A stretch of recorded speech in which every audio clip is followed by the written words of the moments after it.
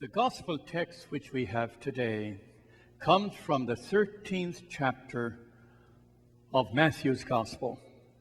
And if you look at chapter 13 in Matthew, you'll find it's a collection. The entire chapter is a collection of parables about the kingdom of God or the reign of God. And next Sunday's text for our gospel will also come from chapter 13, and we'll deal with two other parables about the reign of God. So let me look at this curious story we have about the seed which is sown and then the weeds. In the Greek, zizania is the Greek word for the weeds, and they're unique, indigenous to the Semitic world, and they looked just like the wheat until they were fully grown. So it has a unique reference which is local in its original text. 30 or so more years ago, in a conversation with Raymond Brown, I did a whole series of study with Raymond Brown, who was the dean of biblical scholars in the United States and world famous. And he was an elder at that time, and I said, who should we look for? I mean, who is the up-and-coming scholar that we should really consult when we're looking for critical biblical review? And he said, John Meyer. John Meyer is a New York priest. He used to teach at Dunwoody at the seminary back there. Very distinguished, well-published fellow. Well, I looked at John Meyer speaking about this text, and here's what he says. It's, first of all, it happens only in the Church of Matthew. That story about the weeds does not appear in the other Gospels. It's unique to Matthew. And as we know, the Gospel of Matthew is a Jewish gospel. It's for Jewish converts. And you'll find that over and over again in Matthew's Gospel. Sermon on the Mount, it's on the Mount, Moses was on the Mount. You'll get all that in this Jewish Matthew Gospel. And he says that this story has to do with a juxtaposition from the Pharisees, who were judgmental and exclusionary. They were severe in their legalism. And this is put in there to say, let the weeds grow. They're part of the reign of God. We are not a perfect church. We are a church of sinners. So we will grow together. And only God is the judge, not the church. Only God is the judge. That was John Meyer speaking about this text. So let me look at that and wonder what this means to us. When I was young in the United States, 50-some years ago, I began to read William Faulkner, a distinguished American writer who was a Nobel Prize winner, as you know. And in 1962, he had published a book called Go Down Moses. And this was a series of 7 stories. And the center story was called The Bear, a story about a bear. And here's a short version of the story. It begins with this little boy. He's 10 years old, and it's all set in the South because Faulkner was from the South. And this little boy, his name is Ike McCaslin.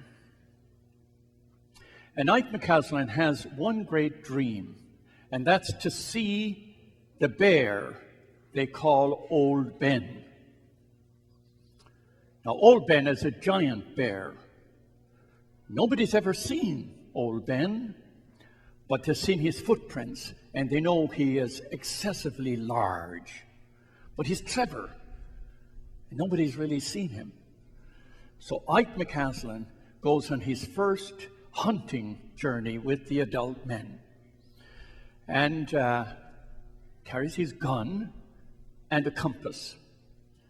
And he goes out, and the first thing he learns is when you're hunting, you have to be patient and you have to be humble. You have to submit yourself to the moment.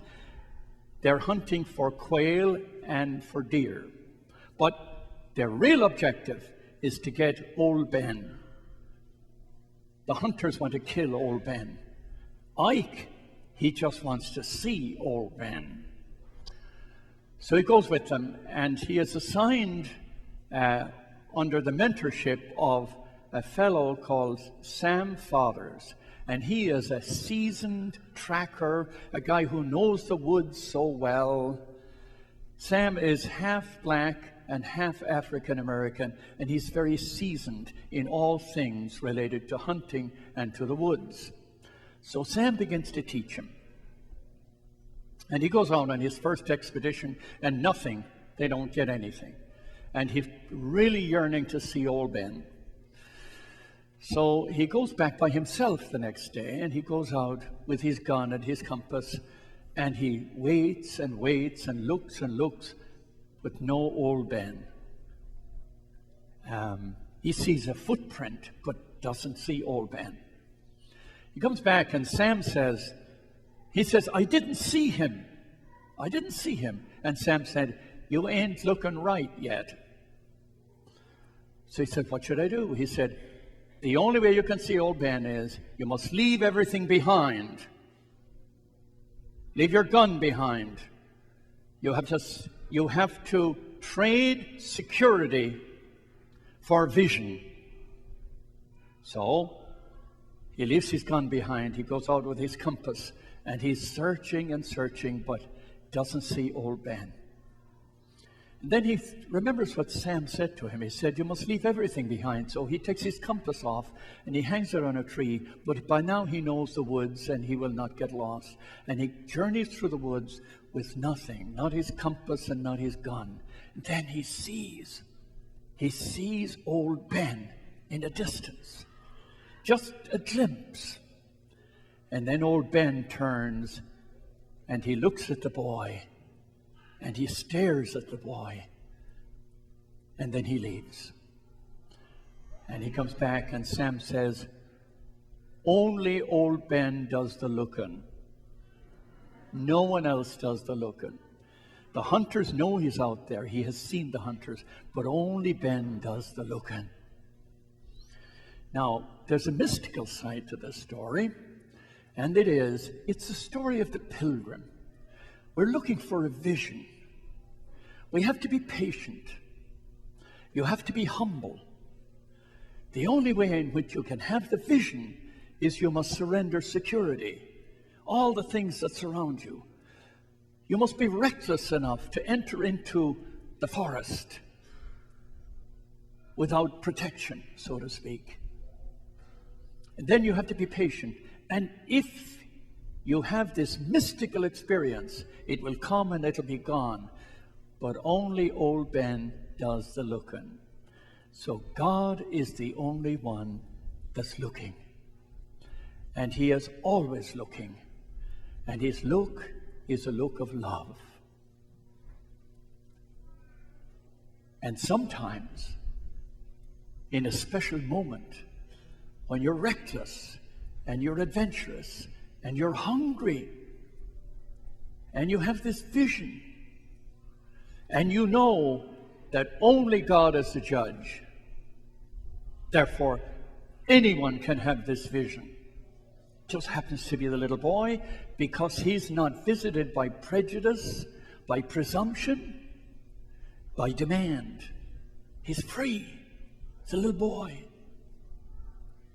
Okay, that's the teaching of the parable.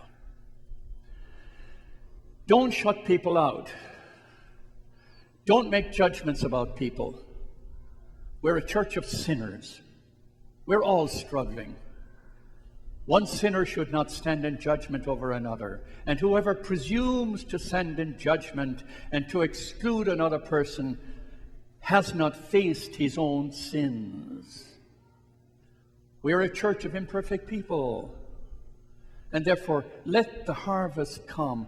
Only God is the judge, and only Old Ben does the lookin. Amen.